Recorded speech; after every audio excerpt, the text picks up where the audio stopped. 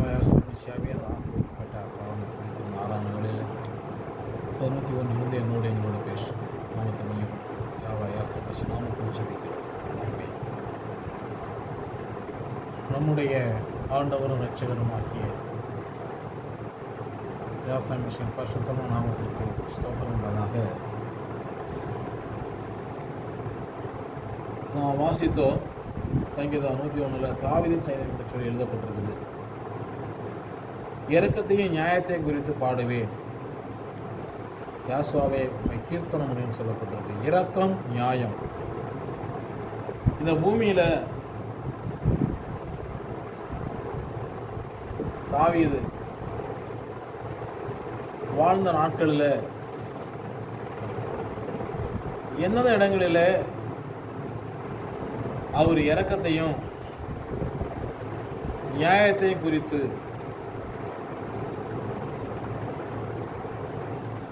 அவர் பாடினார், எந்த இடத்துல அவர் நியாயம் செய்தார், எந்த இடத்துல அவர் இரக்கத்தை காண்பித்தார் என்று சொல்லி நம்ம ஆராய்ந்து பார்க்கணும். வேதம் சொல்லுது, தாவீது குடும்பத்திற்கும் சவுல் குடும்பத்திற்கும் நீண்ட நாட்களாக யுத்தம் நடந்தது. தாவீது குடும்பம் வர வர விருத்தி அடைந்தது, சவுல் குடும்பம் வர வர வீழ்ச்சி அடைந்தது. மனுஷனுடைய வீழ்ச்சிக்கும் வளர்ச்சிக்கும் மிக முக்கியமான காரணம் என்ன? வளர்வதற்கு என்ன வழி, அவங்க வீழ்ச்சி அடைவதற்கு என்ன வழி அப்படின்னு பார்க்குறப்ப தாவீது இரக்கத்தையும் நியாயத்தை குறித்து அவர் பாடுவேன்னு சொல்கிறார். அப்போ எதெல்லாம் இரக்கம், எதெல்லாம் நியாயம், எது நியாயம், எது அநியாயம், எது நியாயம், எது அநியாயம், இந்த இரக்கமும் தெரியாது, நியாயமும் தெரியாது. அநியாயம் மாத்திரம் அநேகர் செய்வார்கள். கேட்டால் நான் செஞ்ச அநியாயமா இல்லையே அப்படின்னு சொல்லுவாங்க. நான் செஞ்சது அநியாயம் இல்லை, அப்போ அதெல்லாம் அநியாயம் கிடையாது அப்படிம்பாங்க. நம்ம அதை கவனிக்கணும். தாவீது சொல்கிறாரு, இரக்கத்தையும் நியாயத்தையும் குறித்து பாடுவேன், யாசாவே உம்மை கீர்த்தனம் பண்ணுவேன். இப்போ தேவனை துதித்து ஸ்தோத்திரித்து அவரோட நாமத்தை மையப்படுத்துவதற்கு ஒரு மனுஷன் இரக்கத்தையும் நியாயத்தையும் குறித்து நன்றாக தெரிந்திருக்க வேண்டும். இரக்கம் நியாயம், இந்த விஷயத்தில் அந்த இரக்கம் நியாயம் அப்படின்னு சொல்லி பார்க்குறப்ப அது தேவனுடைய வார்த்தையோடு கூட ஒன்றித்து இருக்க வேண்டும். இரக்கம் அப்படின்னா அது தேவனுடைய நியாயமாக இருக்கணும். நியாயம் என்று சொன்னாலும் அது தேவனுடைய நியாயமாக இருக்கணும். இது இல்லாத ஒரு இரக்கமும் இது இல்லாத ஒரு நியாயமும் அவங்கள இந்த பூமியில் இருக்கிறப்ப உலக பிரகாரம் வாழ சொல்லும், மறுமைக்கு அவங்கள நரகத்தை நராய் கொண்டு செல்லும். ரெண்டு விஷயத்த இந்த 101 நூறு சங்கீதத்தில் தேவன் நமக்கு சொல்கிறார். அப்போ இரக்கம் எப்படி, நியாயம் எப்படி, இதை குறித்து அவர் பாடுவேங்கிறாரு. அப்போ இரக்கம்னு சொல்லி வர்றப்ப தேவனுடைய வார்த்தைக்கு மிஞ்சின ஒரு இரக்கம் நமக்கு இருக்கக்கூடாது. நியாயம் என்று சொல்லி வர்றப்ப எது தேவனுடைய நியாயம், தேவனுடைய பார்வை இது நியாயம், அப்படி அதை பற்றி நம்ம தேவனால் போதிக்கப்பட்டிருக்க வேண்டும். அல்லது போதிக்கிறவங்க சொல்கிறத கேட்டு நடக்கணும், இல்லைன்னா வாழ்க்கையில் வீழ்ச்சி ஏற்படும். இப்போ இரக்கத்தை குறித்து நம்ம பார்ப்போம் என்று சொன்னால் எல்லாரும் சொல்லுவாங்க, மெசியா சொன்னார். மத்தேயு சுவிசேஷம் 5ஆம் அதிகாரம் 6 வாசிப்போம்.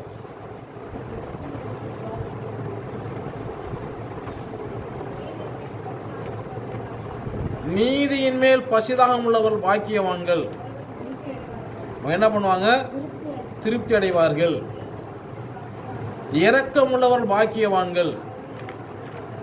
இரக்கம் உள்ளவங்க பாக்கியவான்கள், அவங்க இரக்கம் பெறுவாங்க. யார் சொல்றா? இது யாரு சொல்றது? மெசியா நேரடியாக அவருடைய பிரசங்கத்தில் அவர் சொல்றாரு, இரக்கம் உள்ளவர்கள் பாக்கியவான்கள், அவங்க என்ன பண்ணுவாங்களா? இரக்கம் பெறுவார்கள். இப்போ சங்கீதம் 101 இரக்கம் நியாயம். இப்போ மெசியா சொன்ன இரக்கம், ஏன்னா பழைய ஏற்பாட்டிலையும் புதிய ஏற்பாட்டிலையும் ஒருவர் தான், ஒன் காடு தான், ஒன் பேப்டிசம், ஒன் ஃபைத், இதெல்லாம் வேற ஒன்று கிடையாது. வேற ஒன்று இருக்குன்னு தான் யோசிப்பார். அப்ப தேவனுடைய இரக்கம் எது? தேவனுடைய இரக்கம் எது? வாசிப்போம். 1 சாமுவேலின் புஸ்தகம் 15ஆம் அதிகாரம் 1 வாசிப்போம். பின்பு சாமுவேல் சவுலை நோக்கி,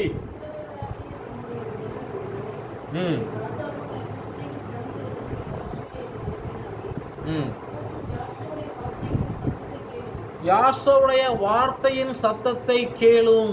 தேவனுடைய வார்த்தையின் சத்தத்தை நாம் கேட்க வேண்டும். சேனைகளின் யாசோ மெசியா சொல்வது என்னவென்றால், இஸ்ரவேலர் எகிப்திலிருந்து வந்தபோது அபிமெலேக்கு அவர்களுக்கு வழிமிருத்த செய்தியை மனதிலே வைத்திருக்கிறேன். கவனிக்கணும், தேவனுடைய இரக்கம் எது? இஸ்ரவேல் ஜனங்கள் 450 வருஷம் எகிப்தில் அடிமைப்பட்டு அங்கேருந்து வர்றாங்க. அவங்க கூடாரம் போடலை, வந்துகிட்டு இருக்கிறாங்க. வர்றவங்களுக்கு என்ன செய்ய வேண்டும்? வழிவிட வேண்டும். வர்றவங்களுக்கு வழிவிடணும். அன்னைக்கு அவன் என்ன செய்யல? வழி விடலை. என்ன செய்யல? வழி விடலை. இப்போ நிறைய இடங்களில் ஜோம் பண்ண வழி விட மாட்டாங்க. செபிக்கணும்னா அதெல்லாம் டைம் இல்லை, முடியாது, நாங்களாம் செபிக்க முடியாது அப்படின்ட்டுருவாங்க. இதெல்லாம் இந்த வழிமறித செய்கையில் அப்படியே இருக்கும். அது அவங்க நியாயம் தீர்க்கும். ஒரு ஜோம் பண்ணுறோம், ஒரு ஜப கூட்டம் வைக்கணும், எல்லோரும் வாங்கினா வரமாட்டாங்க. இதெல்லாம் என்னது? வழிமறிக்கக்கூடிய செய்கைகள். இந்த செய்கையெல்லாம் ஒரு எங்கே வச்சுருக்காரு? மனசில் வச்சுருக்கிறேன். அப்புறம் செவத்து போகிறவங்கள தடை பண்ணுவாங்க, அங்கே போகாதீங்கம்பாங்க. நாம் போல நீனும் நீ மட்டும் ஏன் போயிட்டுருக்குற? இதெல்லாம் வழிமறி. இவங்களுக்கு என்ன நியாய தீர்ப்பு? இவர்களுக்கு என்ன நியாய தீர்ப்பு? 3ஆம் வசனத்தை வாசிப்போம்.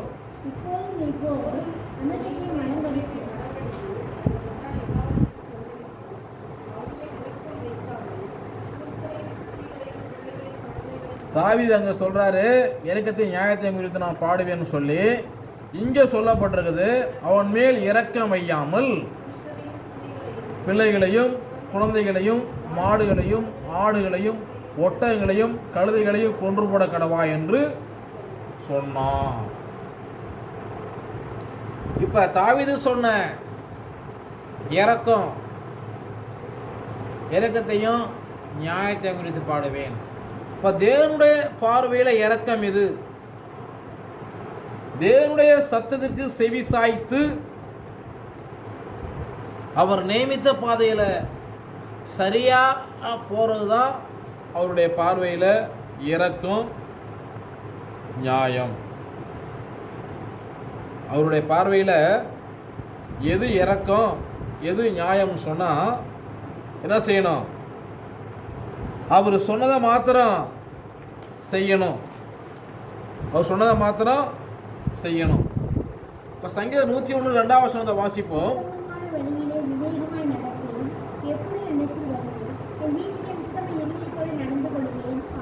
வீடு அப்படின்னு சொல்றப்ப நீங்கள் தேவனுடைய ஆலயமாய் இருக்கிறீர்கள் என்றும் தேவனுடைய உங்களில் வாசமாக இருக்கிறீர்கள் அறியாது இருக்கிறீர்களா? ஒருவன் தேவனுடைய ஆலயத்தை கெடுத்தால் தேவன் அவனை கெடுப்பான். அவர் சரீரம்தான் தேவன் தங்கக்கூடிய ஆலயம். இந்த சரீரத்தில் தேவனுடைய ஆவி அவர் கொடுத்திருக்கிறார். யாரையும் ஏமாத்தலாம். யார் என்ன செய்யலாம்? ஈஸியா ஏமாத்தலாம். இப்ப அவர் கொடுத்த ஆவி தமக்குள்ள இருக்குது. இது எப்படி ஏமாத்த முடியும்? வசனத்தோடு பார்க்கணும். அவர் கொடுத்த ஆவி நமக்குள்ள இருக்குது. அதை ஏமாத்தின நோக்கம் என்ன? அவங்களுக்கு என்ன கிடையாது? இரக்கமில்லாத நியாய தீர்ப்பு. அல்லேலூயா. அவங்களுக்கு என்ன கிடையாது? இரக்கமில்லாத நியாய தீர்ப்பு. ஏன்னா அவர் கொடுத்த ஆவி நம்ம சரீரத்தில் இருக்குது. அப்ப இந்த ஆவிக்கு, தேவனுடைய ஆவிக்கு ஒரு நபர் துரோகம் பண்ணினால், அது துரோகம் பண்ற செயல்பட்டால் என்ன செய்ய முடியாது? அவருடைய ஆலயத்தில் ஒரு மனுஷன் உத்தம இதயத்தோடு நடந்து கொள்ள முடியாது. என்ன சொல்றாரு? உத்தமமான வழியிலே வேகமாய் நடப்பேன், எப்போது என்னிடத்தில் வருவீர், என் வீட்டிலே உத்தம இதயத்தோடு நடந்து கொள்வேன். அவரவர் சரீரத்தில் தேவனை துய்த்து ஆராய்த்து தேவனை உத்தமமாய் பின்பற்ற வேண்டும். அல்லேலூயா. கிட்டத்தட்ட 6 லட்சம் புருஷர்கள் ஸ்திரீகளுக்கு மேலே குழந்தைகளோடு கூட புறப்பட்டார்கள். வேதம் சொல்லுது, என்னை உத்தம இதயத்தோடு பின்பற்றின யோசுவாவும் காலேபுமே என்ன செஞ்சாங்க? கானானிலே பிரவேசித்தார்கள். எப்படி? உத்தமமாய் பின்பற்றின என்ன செஞ்சாங்க? யோசுவாவும் காலேபும் தான் கானானிலே பிரவேசித்தாங்க. மற்றவருடைய சபங்கள்லாம் வனாந்திரத்திலே விழுந்தது. என்னாச்சு? வனாந்திரத்தில். எது நியாயம், எது இரக்கம் அப்படிங்கிற இன்றைக்கு இருக்கிற சபைகளுக்கு, போதகர்களுக்கு தெரியாது. அவங்களுக்கு தெரிஞ்சதெல்லாம் பிதாகுமாரன் பரிசுத்த தான், வேற ஒன்றும் தெரியாது. இங்கே பைபிள் காலேஜ் படிச்சிங்களா? கோர்மண்ணா பைபிள் காலேஜ் படிச்சிங்களா? படிச்சிருக்கிறேன். என்ன பிஹெச்டி முடிச்சாச்சு. பிஹெச்டி முடிச்சிங்களா? சரி. பிதாகுமாரன் ஞானஸ்தானா? இல்லை. ஐயோ, என்னவா காலேஜ் முடிச்சிருக்கணுமா? பிதாகுமாரன் பைபிளில் கிடையாது. ஞானஸ்தானம் யார் கொடுத்தது? யார் கொடுத்தது, யார் எடுத்தது? நீங்கள் பொருள் சொல்லுங்கள். பிதாகுமாரன் பேரில் யாரா ஞானஸ்தானம் கொடுத்துருக்காங்களா? யாரா எடுத்துருக்குறாங்களா? இந்த வேதாகமத்தில் அப்படி இருக்குதா? என்ன பண்ணுங்க, சொல்லுங்க. நீங்கள் பார்க்கலாம், கேட்கலாம், சொல்லுங்க. தைரியம் தான் வேதத்தில் காமிங்க. வேதம் இல்லாத ஒன்றும் என்ன செய்யக்கூடாது? பிரசங்கக்கூடாது. கவனிக்கணும். அப்போ வேதம் சொல்லுது 3ஆம் வசனத்தில் அவர் சொல்றாரு, தீங்கான காரியத்தை என் கண்முன் வைக்க மாட்டேன், வழி விலகக்கூடிய செய்கைகளை வெறுக்கிறேன். வழி விலகக்கூடிய மனுஷனுடைய தொடர்பை நம்ம வைத்துக் கொள்ளக்கூடாது. வழி விலகுறாங்க. என்ன செஞ்சிட்டாங்க? சவுல் வழி விலகிட்டாரு. அந்த 1 சாமுவேல் 15ஆம் அதிகாரத்தில் 11 வாசிப்போம். 15-11.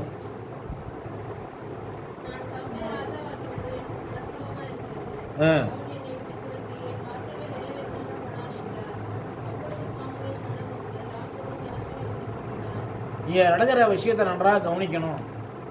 சவுல் தான் இஸ்ரவேல் தேசத்தில் முதல் ராஜா. நன்றாக கவனிக்கணும். தேவனால் அபிஷேகம் பண்ணப்பட்ட முதல் ராஜா. அந்த ராஜாவை நான் உண்டாக்கினதற்காக அது எனக்கு மனசாமா இருக்குதுன்னு சொல்லி அவர் சொல்றாராம். உண்டாக்கின எப்படி இருக்குது? மனசாமா இருக்குது.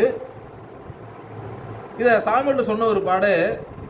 ஒரு ஊழியக்காரர் என்ன செய்யறாரு? முழுவதும் தேவனை கூப்பிட்டு மனமும் ஜெபம் பண்ணிட்டு இருக்காரு. இப்படி ஆயிடுச்சே, பெலிஸ்தியர் வந்து யுத்தம் பண்ணி ஜனங்களை கொண்டு போட்டா நான் என்ன பண்ணுவேன்? சாமுவேலுக்கும் வயசாயிருச்சு, நான் என்ன பண்ண முடியும் அப்படின்னு சொல்லி அவர் ராமு தேவ சமூகத்தில் தூக்கித்து ஜெபம் பண்ணி கொண்டிருக்கிறார். என்ன பண்ணியிருக்காரு? ஜெபம் பண்ணிட்டு இருக்காரு. இப்போ சவுல் இந்த இடத்துல பாவம் செய்யல. சவுல் என்ன செய்யல? தாவீது மாதிரி பாவம் செய்யல. தாவீது மாதிரி வேறொரு மனைவியை, வேறொரு புருஷனை, இன்னொருத்தர் மனைவியோட புருஷனை கொன்று போடவில்லை. இதையும் நம்ம கவனிக்கணும். அவர் என்ன பண்ணார்னா, தேவனுடைய கட்டளை மீறினார். என்ன பண்ணாரு? கட்டளை மீறினாரு. எல்லாத்தையும் கொன்று போடும் சொல்லி சொன்னாரு 3வது வசனத்துல. ஆனா 14ஆம் வசனத்துல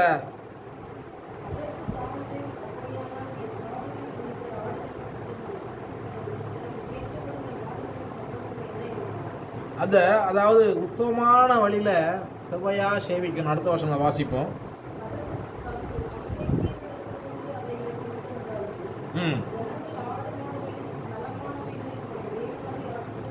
இங்கதான் இருதயத்துல நன்றாக கவனிக்கணும். சங்கீதம் 101ல நம்ம பார்க்கிற 2ஆம் வசனத்துல உத்தமமான இருதயத்தோடு நடந்து கொள்ளுவேன், என் வீட்டிலே உத்தமமான இருதயத்தோடு நடந்து கொள்ளுவேன். இப்ப என்ன சொல்லப்பட்டிருக்குது? அவர் சொல்றாரு பாருங்க, இந்த இடத்துல எந்த ஒரு பிரச்சனையுமே இல்லாம சவுல் தேவனை விட்டு விழுந்து போனார், விலகினார். இது நன்றாக கவனிங்க. இந்த வசனம் சொல்லுது 15ஆம் வசனத்துல, ஜனங்கள் ஆடு மாடுகளை நலமானவைகளை உம்முடைய தேவனாகிய யாசோவு பலியிடும்படி தப்ப உம்முடைய ஏன் தேவன் சொல்லக்கூடிய இருதயம் அவனுக்கு இல்லாம போச்சு. எப்போ ஒருவன் தேவனுடைய வார்த்தை விட்டு சபையை விட்டு அவன் சொல்லாமலாம் ஓடி போறானோ, வராமல் இருக்கிறானோ, அப்பொழுது தேவனுடைய ஆவி அவனை விட்டு நீங்கிடுவார். முடிஞ்சு போச்சு. என்ன சொல்றான்? உம்முடைய தேவனாகிய யாசோவு பலியிடும்படி ஜனங்கள் தப்ப வச்சாங்க, மற்றவர்கள் முற்றிலும் அழித்து போட்டோம். எப்படி? இப்போ இருதயத்தில் உத்தமத்தோடு அவரை சேவிக்கணும். அதுக்கப்புறம்தான் வேதத்தை எடுத்து வாசிக்கிறது, அதுக்கப்புறம் ஜெபம் பண்ணுறது, மற்ற குடும்ப ஜெபம், மற்ற எல்லா காரியமும் எங்க முதலாவது உத்தமம். அவர் சொல்றாரு, இவர் தான் அபிஷேகம் பண்ணாரு, உம்முடைய தேவனாகிய யாசோவுக்கு பலியிடும்படி என்ன பண்ணோம்? தப்பு வித்தார்கள். சங்கீதத்தில் வாசிக்கிற அம்மோ, நான் பசியாத உங்களுக்கு நான் கேட்க மாட்டேன்னா, ஆடு மாடலாம் என்னுடையது, நீ என்ன தப்பு பண்ணுறது? என்ன கிடையாது? சவுல் என்ன கிடையாது? உத்தம இதயம் கிடையாது. சொல்றாரு 16 வாசிப்போம். அந்த பேச்சை விடும்.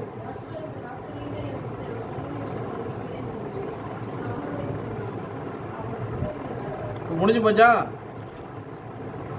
1000 காரணம் சொல்லலாம். சொல்லிட்டாரு, அந்த பேச்சை விடும் அப்படின்ட்டாரு. தீங்கான காரியத்தை என் கண் வைக்க மாட்டேன், செய்கைகளை வெறுக்க அது என்னை பற்றாது. 1000 காரணங்கள். வழி ஒரு மனுஷன் விலகுவதற்கு 1000 காரணம். இந்த மனுஷன் வழி விலகுறது என்ன காரணம்? ஆடு மாடுகளில் முதல் தரமானதை வச்சுக்கிட்டாரு, மற்றதெல்லாம் அழிச்சு போட்டாரு. இதை பார்க்குறப்ப எப்படி தெரியும்? உலகப்புறம் பார்க்குற எப்படி தெரியும்? ஆமாம், சரியில்லாத இவ்வளோ தூரம் அழைச்சி போக முடியாது, அதெல்லாம் பொண்ணு போட்டாச்சு, நல்லதை மாற்ற நம்ம எடுத்துக்கிட்டு அது பெயர் என்னது? உம்முடைய தேவனாய் யாசோ பலியிடமா? இதான் உத்தவமா? நிறைய பேர் இன்னைக்கு நடக்கிற இந்த உலகத்தில் நல்ல பிள்ளைய என்ன பண்ணுவாங்க? நல்ல உலக பிரகாரமாக ஒரு பெரிய பதவியில் வச்சுருப்பாங்க. ஒன்றுக்குமே லாய்க்கில்ல அவனை, நீ இவரோட போய் ஊழியம் செய்யப்போ, இவர் அழைச்சிட்டு போங்க பாஸ்டர், அழைச்சிட்டு போய் ஊழியத்தோட வச்சுங்க. நான் புதுக்கோட்டையில் அப்படிப்பட்ட வார்த்தை கேள்விப்பட்டிருக்கிறேன், பல இடங்களில் கேள்விப்பட்டிருக்கிறேன். இவன் ஒன்றுக்குமே ஆகாதவனை என்ன பண்ணணுமா? ஊழியத்துக்கு அழைச்சிட்டு போகணுமா? நல்லா உள்ள பிள்ளைய அவங்க வச்சுக்குவாங்களாம். இது எந்த ஆவி? இது சவுலோட அபிஷேகம். என்னது? அதில் 1 சாமுவேல் 15 பார்க்கணும். சவுல் அபிஷேகம். அதெல்லாம் சொல்றாரு 4ஆம் வசனத்தில், மாறுபாடான இருதயம் என்னை விட்டு அகல வேண்டும், பொல்லாதவனை அறிய மாட்டேன். மாறுபாடான இருதயம். ஃபஸ்ட்டு சாமியால்கிட்ட அபிஷேகம் வாங்கிக்கிட்டு நேராக போகிறாரு அவங்களை அழிக்கிறதுக்கு. அங்கே போன ஒரு பாடம் என்னாச்சு? இருதயம் மாறி போச்சு. இப்போ நம்ம அந்த பூமியில் பார்க்க முடியும். ஓட்டு வாங்குற வரலையும் ஒரு காரியம் சொல்லுவாங்க, ஓட்டு வாங்கி ஜெயிச்ச ஒருபாடு வேற ஒன்று சொல்லுவாங்க. ஓட்டு வாங்குறவர்களையும் ஒன்று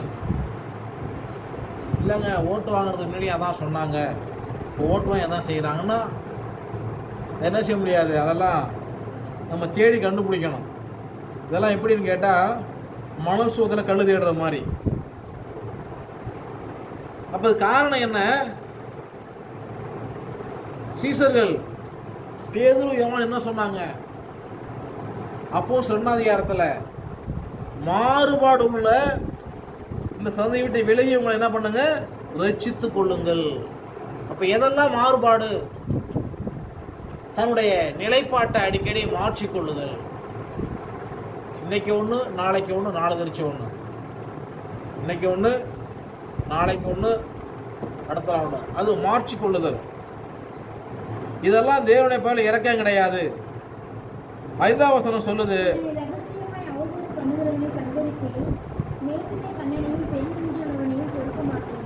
ரகசியமா என்ன செய்யறது? சில காரியங்களை செய்யறது. நான் ரொம்ப அறிவாளி மாதிரி செஞ்சு என்ன பண்ணிடுறது, கடைசியா அவங்க விதைச்சது அவங்க பிள்ளைகள் மேலே, அவங்க சந்ததி மேலே 5 தலைமுறை 10 தலைமுறை கூட தொடர வாய்ப்பு இருக்குது. 5 இல்லை 10 தொடரும். ரகசியமாய் அவதூறு பண்ணவரை சங்கரிப்பேன், மெட்டியான பிறஞ்சனை பொறுக்க மாட்டேன், தேசத்தில் உண்மையானவர் என்னோடு வாசம் பண்ணும்படி. அந்த உண்மைங்கிற வர்ற இடத்துல இதயத்தில் தேவன் நியமித்த பாதையில் ஓடுறது தான் அந்த இதயத்தில் உண்மை. இதயத்தில் உண்மை சவுளை விளங்கிருச்சு. அதான் சொல்கிறாரு, உம்முடைய தேவனா யாசோ பள்ளிக்கிட முடியும். இவருக்கு ஒரு தேவன் கிடையாதா? எந்த அளவு இருதயம் வேறுபட்டு போச்சு. சொல்லுவாங்க, இது உங்கள் சபை, இப்போ அது எங்கள் சபை இல்லை. இது உங்கள் சபையா? அது இப்போ எங்கள் சபை கிடையாது. இப்போ எந்த சபை அது? என்னாச்சு? இருதயம் மாறுபாடு. இவர்களுக்கு என்ன கிடையாது? இரக்கம் கிடையாது. யாருக்கெல்லாம் இரக்கம்? அது வச்சு நம்ம பார்த்து, இவர்களுக்கு இரக்கம் கிடையாது. அடுத்து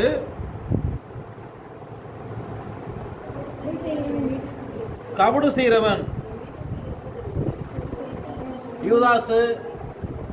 யூதாசு புதிய ஏற்பாட்டில், பழைய ஏற்பாட்டில் ஆகான், சவுல்,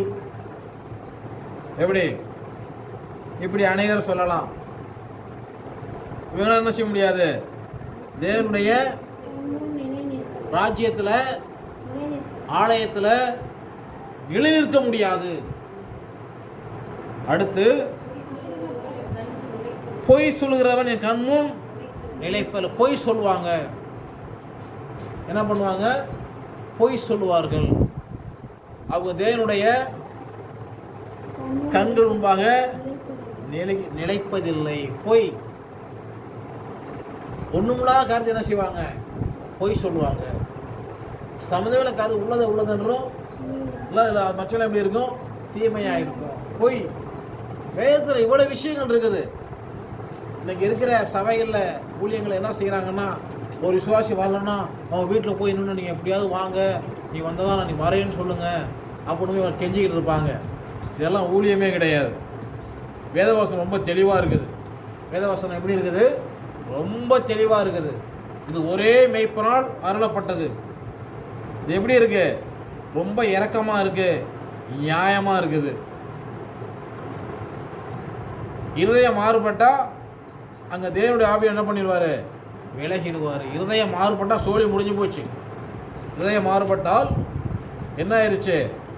சோழி முடிஞ்சிருச்சு. 1 சாமுவேலின் புஸ்தகம் 16ஆம் அதிகாரம்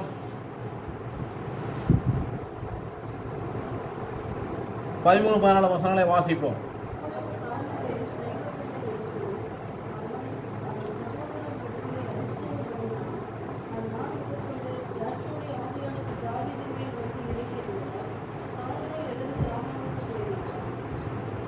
அடுத்த வசனம்.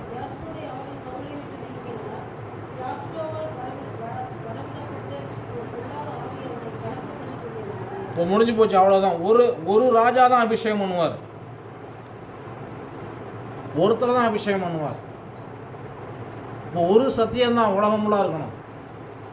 அதில் நிறைய இருக்குதுன்னா என்ன கிடையாது, அது கலங்க பண்ணுதல், அது கலங்கம் விளைவித்தல். ஒரு அபிஷேகம்தான். என்ன அபிஷேகம்? ஒரு அபிஷேகம்தான். அதான் 101:8 சொல்லப்பட்டிருக்குது.